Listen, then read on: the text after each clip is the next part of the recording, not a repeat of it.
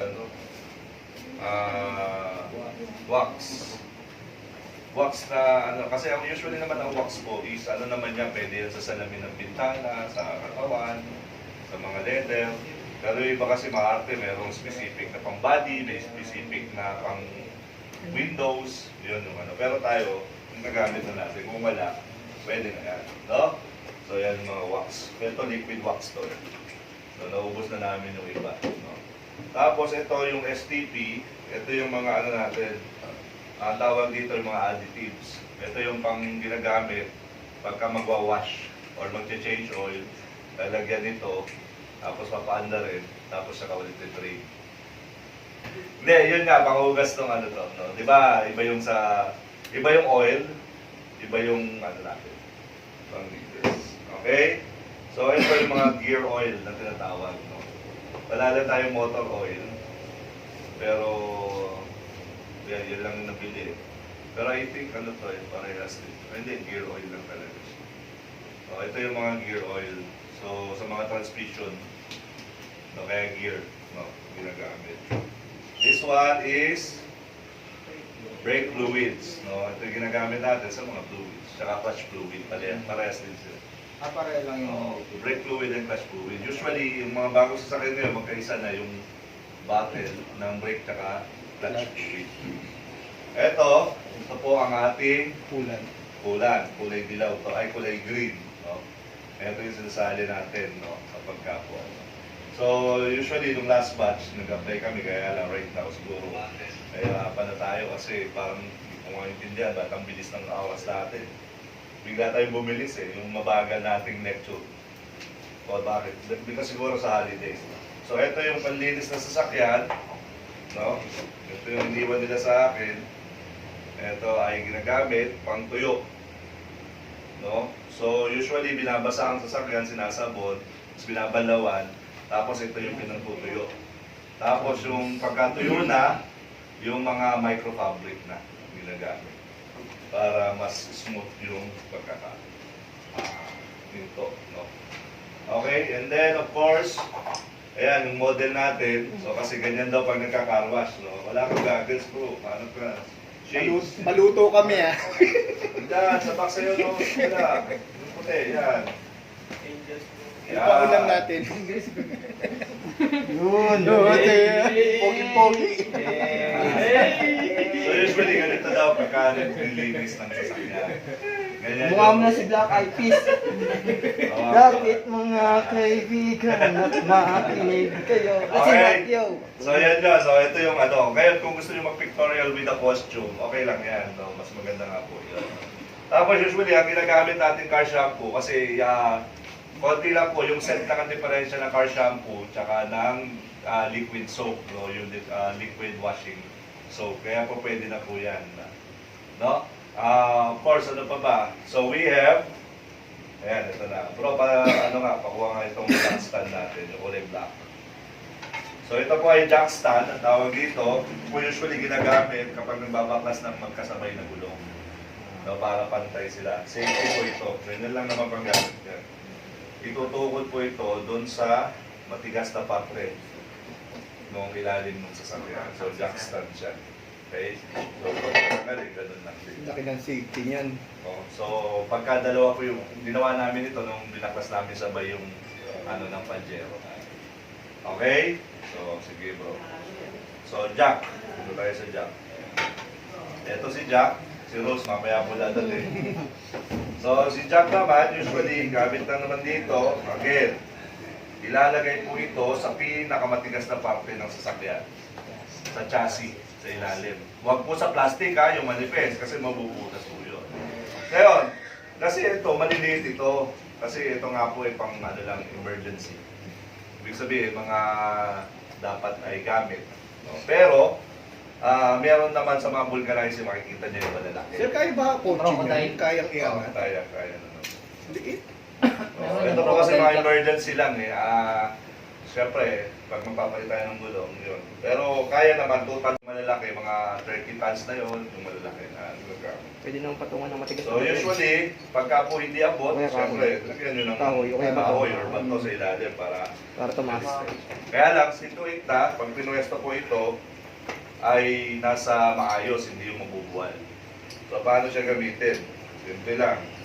Bombayin mo lang. Yan. May lalabas sa dulo yan. Yan.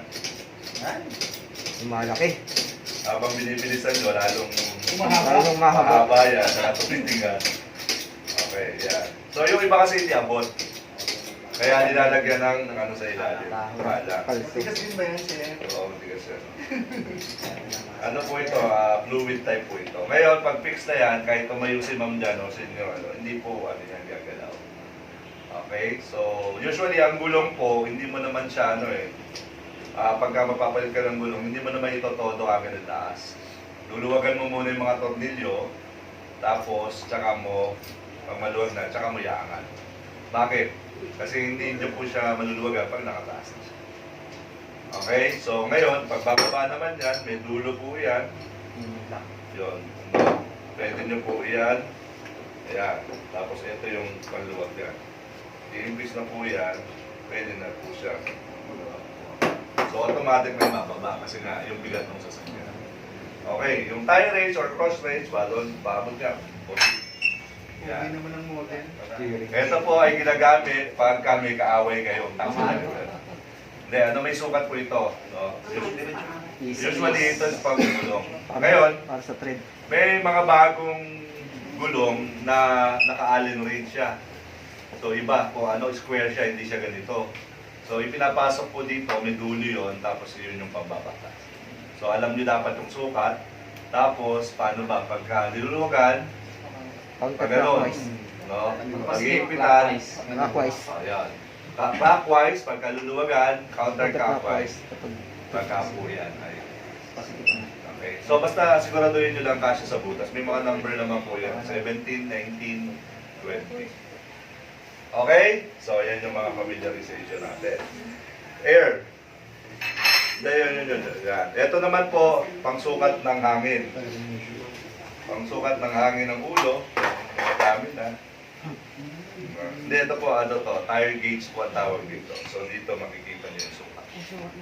No, pagpisik, no. Ngayon, yung tanong ko matagal na bakit tumudura yung vulcanizer, nagagatik pa rin masagot. So ito po yun, no? Para lang malaman ninyo kung ano yung sukat. Usually naman pagka mga kotse, yung mga 30 PSI. Yan. So yun, i-apply natin sana, kaya lang mukhang So siguro, tingnan natin, no, makapagdala tayo ng jack, tsaka ng mga tablet, tsaka jack stand. I-apply natin doon sa Pajero mamaya, doon tayo sa dulo. Yung car washing natin, tingnan natin kung madadala natin. Kung may driver na, papaalis natin yung mga sasakyan ni Ma'am Eden. Kasi doon na tayo may supply ng tubig. Okay? Okay, so yan. So mamaya, pagdala po kayo ng tiga-tigalawa, pa-inventory lang sa secretary natin para dapat ito rin yung ibabalik natin sa kanya. Okay, yung creeper is importante. Ano yung creeper? Pagka po kailangan humiga, hindi na po kayo sa sahig lang hihiga. So yan yung may gulong. No? So naalala niyo yun sa Facebook. No?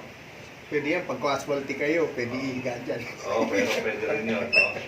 Tapos the early warning device o yung EWD, usually po ang positioning niyan, nasa likod yung mula, nasa harapan yung dilaw. Pero kayo 30 meters. No?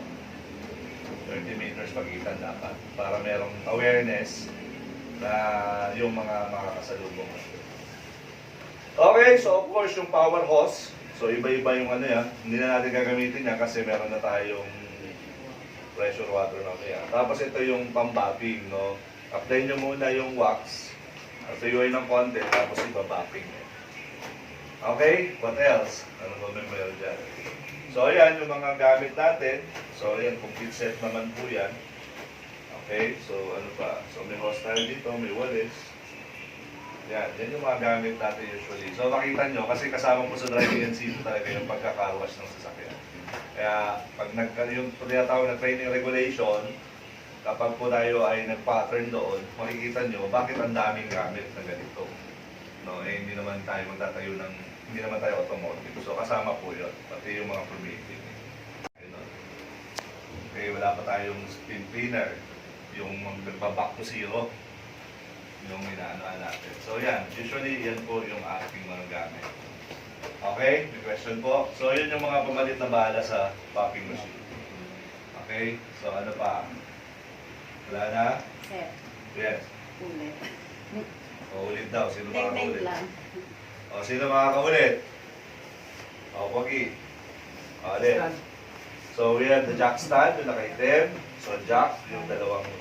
So, may type tayo dyan. May alligator type. Tapos, meron tayong battle type. Yan yun. Tsaka yung mechanical, yung diamond. No? So, yun yung... Sir, para sa pag-angat ng... Oo, pagkasabay po kasi dapat angat ang gulong, dapat may jack stand para protection. Tapos itong red. Ah, Yung red. Ganun din. yung Parehas. jack naman yan, yan yung pangtaas. Yung jack stand, no, pag nakataas na, tapos lalagyan mo ng support na ilagay. Ah, So we had the tie range, cross range, no? Sa Jackson sir, kailangan laging dalawa sir. Oo, kasi tagilid siya pagka hindi dalawa. No, kaya dapat dalawa siya. Maliban na lang kung isa lang yung ano mo. Kasi pagka isa lang naman yung angat mo, hindi mo na kailangan ng jack stand, yung jack mo na. Okay? So ano pa? So, ano pa ba? Makikuha ka ng mga tools na yan. Ito yung mga basic tools. Tsaka yun yung mga relay. Yan, relay. Ayun, meron na siya, ayun. Oh, ito pala. Yung relay bro, yung nasa box. Tsaka yung mga fuses. Hindi, sa taas, sa taas. Yan. So ito yung set ng, ano, dapat pag may sasakyan kayo, meron kayong basic na pamilihan na. French. No? Mga range natin combination. So ito naman yung sample ng mga relay. Yung relator. Yan. So ito yung ginagamit sa mga electrical components, mga ilaw. Yan. Okay, so we have the emergency flashlight. Meron na tayo yan. And of course, yung mga fuse. No? Di ba tinuro ko sa inyo sa ng fuse box? So dapat may ganito kayo. Depende sa ampere. Kaya malalaman mo pagka busted ito, sila, pag sinilip nyo, yung guhit, yung putol. Pagka ganon, busted. Hindi naman nangyayari yan sir. Yung iba ginagawa dito, nilalagyan ng alambre. Pero usually, magkano lang naman ito? 10 piso lang yata. Kailangan ko meron tayo. Okay? Question pa? Okay na, ma'am. So, mag-picture taking kayo sa mga tools natin. Tapos mamaya, magpaklas tayo ng gulong doon sa dulo. Okay? Para may activity tayo.